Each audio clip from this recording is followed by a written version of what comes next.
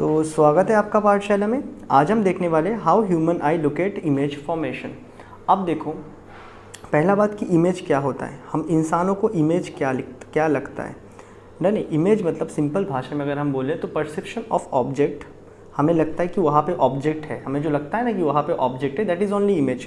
That is perception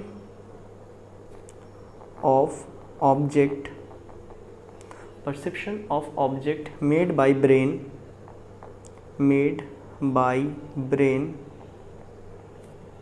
by joining the source of light, by joining the source of light is called image।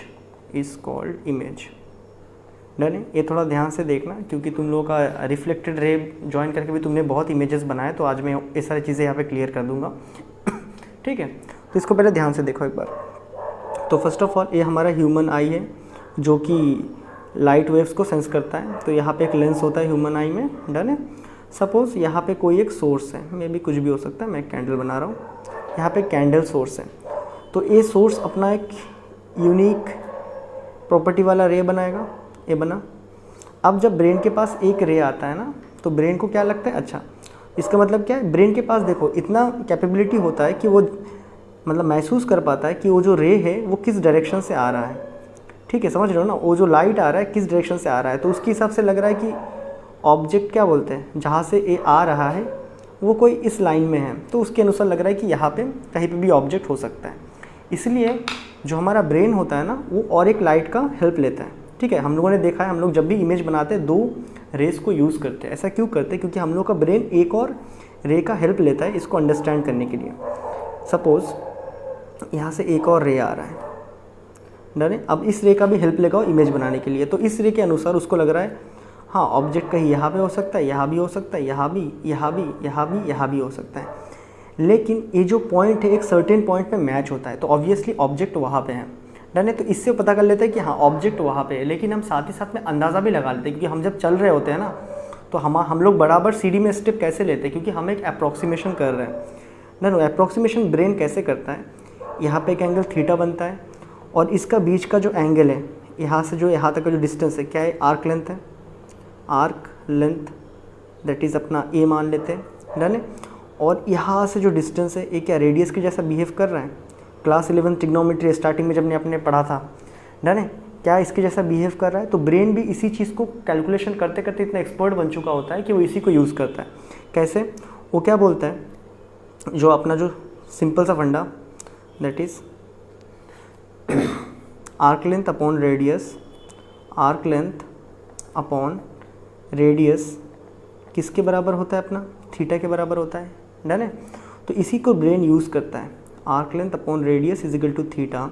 तो यहाँ से वो arc length upon theta करके एक idea लगा लेता है कि यहाँ से लेके वो जो डिस्टेंस है ना, वो जो ऑब्जेक्ट का डिस्टेंस है, सपोज यहाँ पे एक सीढ़ी है, यहाँ पे एक सीढ़ी है, तो हम जब चढ़ रहे होते हैं तो हम कैसे आइडिया लगाते हैं, हमारा ब्रेन उसको अप्रॉक्सीमेट आइडिया लगाता है। अच्छा नेक्स्ट स्टेप इतना दूर में, तो हमें उतना कदम लेना होगा। डन है। वो एक कैलकुलेशन अपने माइंड में कर लेते हैं, वही फ्रैक्शन ऑफ सेकेंड में। डन। क्योंकि हम उसको ट्रेंड करते हैं उस तरह, हम बचपन से देखते हैं, हम गिरते हैं, पढ़ते हैं, सीखते हैं, तो ऐसे कर करके ट्रायल एंड एरर से हमारा ब्रेन इसको सीख जाता है। ये बातें क्लियर है। डन है। तो तब हमें पता चलता है कि हाँ यहाँ पे ऑब्जेक्ट है। ये तो हो गया नज़दीक के केस में। ठीक है, दैट इज़ ऑब्जेक्ट अगर नियर ऑब्जेक्ट हो, ऑब्जेक्ट कहाँ है, नज़दीक में रखा है, तो हमारा ब्रेन ऐसे करके उसका इमेज बनाता है। डन। वही अगर ऑब्जेक्ट फार है, जब फार ऑब्जेक्ट होता है, देखना होगा आप जब कोई भी नज़दीक की चीज़ को देखते हो ना, तो एक आँख बंद करके आपको बढ़िया से दिखता है। जैसे माइक्रोस्कोप में देखते हो तो एक आँख बंद कर लेते हो। डन। वही जो फार ऑब्जेक्ट होता है उसके लिए ब्रेन कुछ अलग फंडा यूज़ करता है। फार ऑब्जेक्ट में देखो ए वाला एंगल ऐसे ही इतना छोटा होता है, देखो इतना छोटा बन जाएगा, छोटा सा एंगल। और अगर बहुत दूर का चीज़ एक आँख से देखोगे तो बिल्कुल एंगल तो नेग्लिजिबल हो जाएगा, तो ब्रेन उतना तो करने के लिए ट्रेंड नहीं होता है। तो उस केस में क्या हम लोग का दोनों आँखें काम में आता है। ये हमारे दोनों आँखें हैं। ये सपोज़ आपका कोई एक लाइट हाउस है। डन है। ये आपका कोई एक लाइट हाउस है। इस बार कौन सा हाउस है, लाइट हाउस। अब इस लाइट हाउस से जो सोर्स आता है एनर्जी का, वो ऐसे करके ब्रेन अपने दोनों आँखों में प्रोसेस करता है। डन है। यहाँ से एक रे आ रहा है तो उसके अनुसार इस तरफ में से कहीं से रे आ रहा है, और यहाँ से भी एक रे आ रहा है, इन दोनों आँखों में उसको प्रोसेस करता है। डन है। और इसके बीच का जो डिस्टेंस है, अगेन वेल नोन, हमारे दो आँखों के बीच का डिस्टेंस, वो तो हमारे ब्रेन को पता ही होगा कितना होगा ना। तो ये अगर एंगल थीटा होगा इस केस में, जो कि काफ़ी दूर का है, तो दो आंखों से देखेंगे तो शायद एंगल थोड़ा बढ़ जाएगा, सिग्निफिकेंट एंगल आएगा। तो यहाँ पे हो जाएगा अपना आर्क लेंथ और ये हो जाएगा रेडियस। तो इस केस में क्या कर लेगा अपना दिमाग, कैसे पता करता है कि ऑब्जेक्ट कितना दूर में है, तो कैसे पता कर लेता है, that is same arc length upon radius is equal to, अगर थीटा होता है तो यहाँ से क्या कर लेगा वो आर्क लेंथ अपॉन थीटा करके रेडियस निकाल लेगा। जो रेडियस होता है यही असल में क्या होता है, डिस्टेंस ऑफ ऑब्जेक्ट। क्या ये बातें क्लियर है? तो ऐसे करके हम इमेज बनाते हैं, इस ऑब्जेक्ट का इमेज को हम ऐसे करके बनाते हैं। क्या बातें क्लियर है? ऐसे करके हमारा माइंड इसी ऑब्जेक्ट का इमेज बनाता है यहाँ पे। डन है? चलो यहाँ तक हमें समझ आता है। एक और चीज़ जो वेरी इंपॉर्टेंट, सपोज़ यहाँ पे एक मिरर है, यहाँ पे एक मिरर है, मिरर को ऐसे पिछवाड़े से बनाते हैं, सबको पता है। यहाँ पे एक लाइट सोर्स है, डन, यहाँ पे एक लाइट सोर्स है, डन है। तो यहाँ पे एक लाइट सोर्स है, तो ये सपोज़ यहाँ से कुछ लाइट्स आ रहा है, डन है, ये भी एक लाइट आ रहा है यहाँ से, फिर ये लाइट ऐसे रिफ्लेक्ट हो रहा है, ऐसे लाइट्स क्या हो रहा है, रिफ्लेक्ट हो रहा है।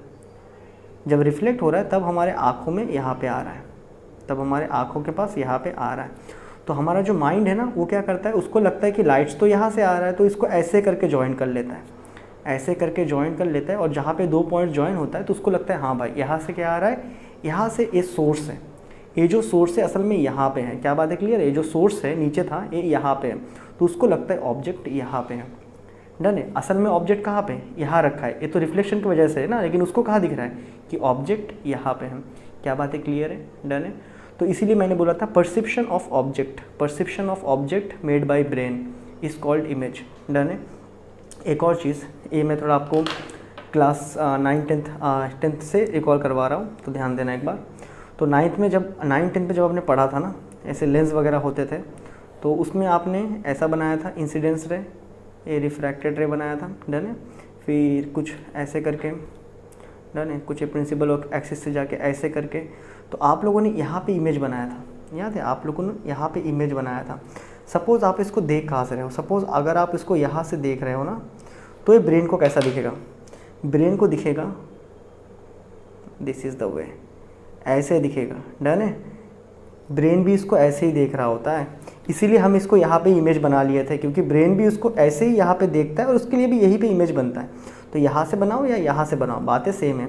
आपके लिए क्लास 10th में ये वाला पार्ट नहीं था। क्या बातें क्लियर है कि आपका आई एग्जैक्टली कैसे इसको बनाता है? क्या बातें हमें क्लियर है? डन है। तो ये था basically image formation by human आई। क्या फॉर्मूला यूज़ करता है वो? फॉर्मूला मतलब वो तो हाईली ट्रेंड होता है ट्रायल एंड एरर कर करके, that is arc length upon radius is equal to theta के बराबर होता है। इसी चीज़ को वो इतना मास्टर कर चुका होता है कि फ्रैक्शन ऑफ सेकेंड में वो ईजिली इसको निकाल लेता है। क्या हमें बातें क्लियर है यहाँ तक? डन है। तो यही था ह्यूमन आई के इमेज फॉर्मेशन, और मैं मिलता हूँ आपसे नेक्स्ट वीडियो में। तब तक के लिए गुड बाय।